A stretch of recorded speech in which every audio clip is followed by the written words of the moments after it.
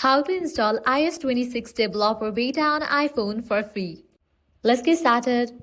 First, navigate to your Settings app. Navigate to the option General. Click on Software Update. Now here, you will find the option Beta Updates. You'll get this option only if you have joined the developer program. If not, you might not see this option of Beta Updates. So launch your Safari browser and navigate to this one website, developer.apple.com.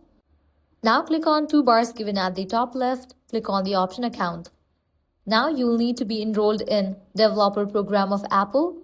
So go ahead and provide your Apple ID's credentials, email or phone number and the password. Once logged in, you will be directed to this page. Now click on Enroll Today. Once you complete this process, you can navigate to your Settings, General, Software Update page. And here you're gonna find the option of Beta Updates. Click on that. Checking for the option iOS 26 Developer Beta.